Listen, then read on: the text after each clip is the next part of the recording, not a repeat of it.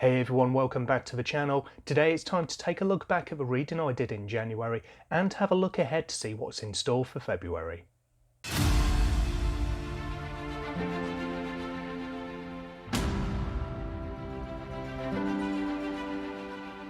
So that's right, this is my first review and preview video of 2022. For those who are new to the channel, and first of all, there are lots of new faces around, so thank you very much for joining me on this journey. I really appreciate all the support. For those who are not familiar with my review and preview videos though, what I tend to do is have a run through the previous month's reading stats and then compare those to the year-to-date stats. I'll have a look at the individual books that I read in the previous month and then take a look ahead at the books that I'm planning to read for the upcoming month. Because I'm a mood reader, I don't set a big TBR of books that I'm planning to read in the upcoming month because I've tried that before and it just doesn't work for me, and I'll always end up missing half of them and deciding that there's other books that I want to read instead. What I find works best for me instead is to just nominate 2 or 3 books that I'm planning to read for the coming month and then just see where the month takes me. When I get to the end of those books, I will just see what I'm in the mood for. I will normally have a rough group of kind of half a dozen or so books which I will choose from, and they will generally be taken from my 2022 reading goals or from the list of self-published titles that I'm looking at reading this year. As usual, I use timestamps in the video, so if you want to skip the stats or you just want to look ahead to what I'm planning to read next month, you can do so using the chapter headings down below. As usual, also in the description box you can find links to all my social media pages and my Ko-fi page where you can find previews of upcoming videos and behind the scenes details as well. So with all that said, let's just get straight into the stats, and because of course this is the first month of the year to date and the month stats are going to be the same. So in January this year I read 4 books with a total of 1876 pages, which averaged out at 469 pages per book. The average rating that I gave for these 4 books was 3.75 stars because I had a 3-star, 2 3.5 stars, and then at the end of the month a 5-star read. For those who've been following my monthly review videos, you may notice that the series stats have changed, and you can see the reasoning for that in my 2021 series review video, where I moved a bunch of videos primarily to a soft DNF pile, which I'm not going to be including therefore in my ongoing series list. So with the numbers refreshed for 2022, I've already started 2 new series this year.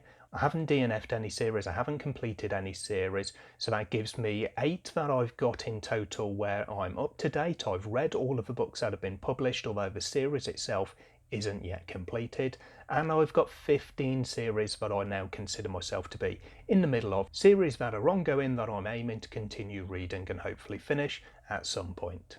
Now, all 4 books that I read this month were technically book 1 in a series, so just to point out that kind of series start, where I start a series where there's only been 1 book released so far, but I've decided that I'm not going to continue. I won't include that in the series start list because I don't want to get too bogged down with all of these series that I'm not really invested in, where there's only 1 book that's been released, and although I've read it, I don't know whether I'm going to continue, or I've made up my mind that I'm definitely not going to continue. So you won't see those series listed in either the series start or the DNF column. Last little stat there at the bottom, is always great to see a low number here. Days since the last 5-star read is just 2 because, as I said, right at the end of January I had my first 5-star read of the year. So in terms of the books themselves then, all 4 of the titles that I read in January were on my Kindle. They're all digital copies. 2 of them were advanced review copies through NetGalley. 1 was a review copy provided by the author, and the 4th title was a book that I just bought for myself. So the first book that I read was an advanced review copy of The Justice of Kings by Richard Swan. This is a title that's out in February this year, so there's not too long to wait for those who are looking forward to this title. If you haven't already checked it out, I do have a dedicated review video for The Justice of Kings, which I'll link in the cards up in the top corner. This was a title that I was looking forward to because I've seen so many people who've been enjoying it. I've heard nothing but praise for this book, and I really wanted to kind of get in on that as well and to have a look and see what it was all about, see why it was gathering so much attention and so much praise. But it just didn't really work for me. It turned out maybe not to be the type of book that's really for me.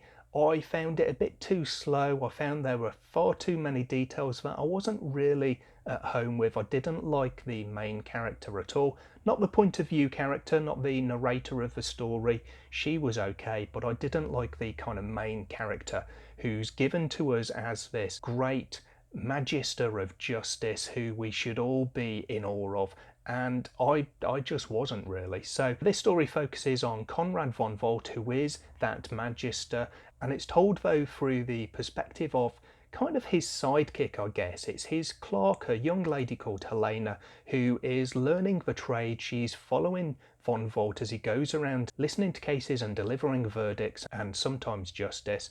And she is kind of his chronicler. She's recording everything that's said, everything that's done, and she's going out helping to investigate these crimes as well. That element of it I did quite like. As I say, I did like Helena as a character, although I didn't like von Volt. So it's nice in a way that this was a first-person story told from her perspective, because she's not always in the presence of von Volt, so we do get some periods where he wasn't involved, and I was enjoying those a little bit more because we were focusing more on Helena and her story rather than von Volt and his. Overall, the story was okay, but I wanted more from it. It was just a little bit lackluster in places. I felt that it had a good premise, a good kind of concept to it, but it just didn't quite deliver for me. Loads of people, as I say, have loved this title, and there's loads more who are really looking forward to it. It's on plenty of kind of most anticipated lists of releases for this year, so I'm sure it's going to be a big hit, but it just didn't do it for me, and it just came away with 3.5 stars. Next up, I read Paladin Unbound by Jeff Spate. This is a title that the author contacted me on Twitter and asked me if I'd like a copy to review, and it looked quite good. It's one that I'd heard a bit about and I was interested in it. So I took a review copy a couple of months ago and I was able to get round to it last month. This was quite a short book, so it was a nice little filler between two slightly longer books that I was reading either side of it.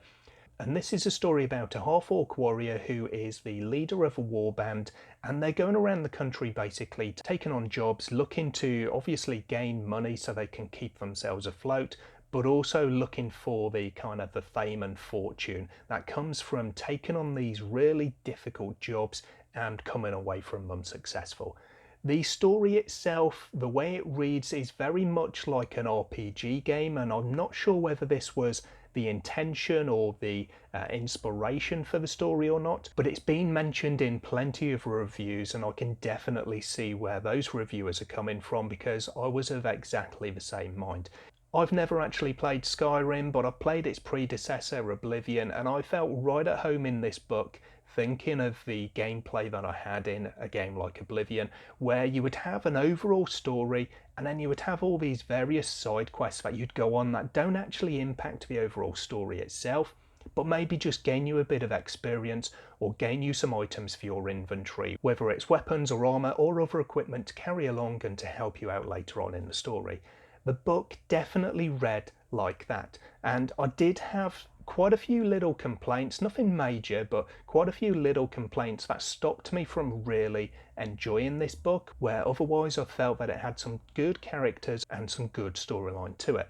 The main complaint that I had with Paladin Unbound was that it was about 350 pages long, and I felt it could have been and maybe should have been about 500 pages long. If it was about 500 pages, I think that would have kind of solved a lot of the smaller complaints that I had with this story. The main issues that I had was that there just wasn't enough detail. Where we're going around and we're doing the equivalent of these side quests, it feels like our main character and his little band of heroes that is gathered around him, they're just moving along and jumping from one adventure to another, one scene to another, without anything too much linking those as we go along. It was a little bit too sparse on some of the detail. Everything just felt a little bit rushed, not necessarily in the writing, but just in the actual storytelling itself, where it was at kind of a breakneck pace and we didn't get to slow down and actually take in who our characters are and what they're doing and why they're doing it as we move along. So overall, it was quite enjoyable, but I came away from Paladin Unbound just feeling that it was a little bit lacking in a bit of substance that could have elevated it to the next level. This one I gave 3 stars because it just had too many elements missing for me to really enjoy it. The third book that I read in January was my second advanced review copy through NetGalley. This was Daniel Abraham's Age of Ash, which is book one in his new Kifamar series. Kifamar is the name of the city which this book takes place in, and presumably the rest of the series will take place in as well. This was quite an enjoyable one. It was quite different. For those who are familiar with Daniel Abraham, you kind of know what to expect from one of his books, and certainly from one of his opening books to a series, where there's definitely a lot of setup, a lot of the world building, and maybe not so much of the story side of it before that starts to kick on in later volumes in the series. I quite enjoyed Age of Ash. It was definitely different. It's not really the type of story that I generally tend to read. I have read Daniel Abraham before, and I have experienced this kind of first book phenomenon of his writing, so I am kind of familiar with that, and I didn't have a problem with it in this particular book. The story itself focuses on a young girl who's in the kind of the lower echelons of the city. She's kind of a bit of a gutter rat, I suppose, and she's going around pulling jobs, mostly thievery, with a group of friends. Early on in the story, her brother turns up dead, and I guess the book itself is split into two aspects from that point onwards. One aspect is Alice kind of going forwards, trying to find out what happened to her brother, who's behind his murder, what was he doing, who was he working with, and kind of opening her eyes to this second life that her brother had that he kept her away from. The second part of it is her dealing with the loss of her brother. So there's a lot of grief that's explored in this book, and I think that's done really well. There's some really nice moments where she's kind of trying a few different things to try to deal with her grief and to carry on with her life, while also having this second kind of aspect of trying to get justice, I suppose, or her type of justice for his death. Overall, it was quite an enjoyable book. I will have a dedicated review coming out a little bit closer to its release date, so in another week or so, keep your eyes out for that one. This one I did give 3.5 stars. I definitely enjoyed it more than I enjoyed The Justice of Kings, but I didn't enjoy it quite enough to give it 4 stars. And then the fourth book that I read in January, this was one where the other 3 I'd kind of planned ahead in December. I knew that I was going to be reading those, and then afterwards I had a few books that I was toying with. Do I read this one or this one or this one? And then in the Oasis Discord, we were doing a buddy read in January of Mike Shackle's We Are the Dead, book 1 of The Last War, and I decided people seem to be having a good time with this. I was hearing some really good feedback, both from those who were reading it in that buddy read and those who'd read it previously. And I decided that because I had this one on my Kindle, I would give it a go now and join in on the buddy read. And I'm really glad I did, because I had a great time reading We Are the Dead. It was a really good book with some great characters and a great storyline to go along with it as well. So it kind of ticked all the bases for me there. This one, I really liked the overall premise where most of our characters were from Gia, which is this country with these kind of legendary warriors, the Shulker, who've never been defeated by their neighbours from the, I think it's the north, the Egrill, who are seen as kind of barbarians and savages. But secretly away from the border, they are actually gathering and plotting an invasion of Gia. So this all takes place over the really early stages of the book, and I won't go into the details of it here, obviously, but we have a very quick, successful invasion of Gia, and then from that point onwards, we are dealing with the occupation of the Egrill. And our main characters are basically, there's a mixture between just fighting to stay alive, keeping out of the way of the occupying force, and then we've got this secondary group of various characters who are fighting back. They are in open rebellion against their oppressors, and I love that aspect of this story. Often when you see a rebellion in fantasy, it does tend to be a kind of an underground collective in another location, another city, or somewhere out away from the main kind of castle or city or whatever it is that the opposing force is occupying. But this one I thought was different because we had a couple of different cities that the story was set in, but all rebels were actually in the city with the occupying force, and they were rising up and they were looking to kind of pick off individuals at various points, while also looking at the bigger picture of how are they going to move this forward, what are the plans to actually win this war, to turn back this force who have occupied them and occupied them so easily. So it was really interesting to see the kind of differences that gave us, And the storyline, the way that this worked out and the overall kind of plot that they were hatching to try to turn the tide was really, really interesting. I loved the characters in this one. I'll go into it in a lot more detail in a dedicated review coming up, but this was a 5-star read for me. I really had a good time with it. Okay, so that brings us to February and what's on the radar for my reading this month. So as is kind of my usual, I've got 3 books that I have solidly planned to read, and then after that we will see where the month takes me, see what frame of mind I'm in, see what I'm in the mood for in my reading after that. But I quite like that the 3 books that I've kind of firmly planned in do cover a lot of bases for me. I've got one of them is off my 2022 reading goals. 2 of these are self-pub titles from my recent video with the top 10 self-pub titles that I want to read this year. 2 of these are buddy reads. 2 of them are gifts that have been provided to me by the author, so I'm prioritising those titles. And then the third one is also a gift that my wife got me for my birthday in June last year. So again, I'm prioritising gifts that I've been given. So with 3 books, that covers a lot of different bases there. The first one that I'm going to be reading is one of the buddy read titles. This is the one that my wife got me for my birthday last year, and it is The Bone Ships by R.J. Barker. I'm reading this together with my friend Nina. We decided that we were going to buddy read a title and both provided a list of kind of 10 or 12 titles that we would suggest for the buddy reading, and we just compared, and The Bone Ships was on both of our lists, so it was a natural pick for us to have there. This one, I previously read the first chapter in my 5 chapters to choose a new book video. I'll link that up in the cards in the top corner there. And although I found it quite intriguing from that first chapter read, there was a lot of world building already within those opening pages, where there was a lot of new terminology being introduced to us. So it was quite heavy-handed, I found, in the first chapter. I read the second chapter as well last night, because I just started this title slightly early, and that continues, but I'm assuming that as we move through the book it'll become more natural, because obviously we'll now be aware of all of these things. We'll understand what they are, what they mean, and what relevance they have to this world and to this story, so it should become a bit easier on the reading. But I've been quite looking forward to this one for a while. It's on my list of titles that I wanted to read this year in my reading goals video, so it feels pretty good to get this one finally ticked off that list.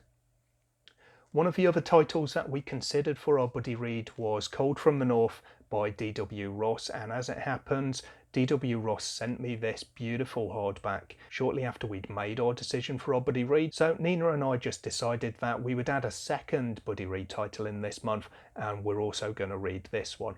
I've mentioned this in a couple of my videos, most recently the 10 self-published titles that I want to read this year, and I'm hoping to really enjoy this so I can get the second book in the series, which also looks gorgeous just like this one does.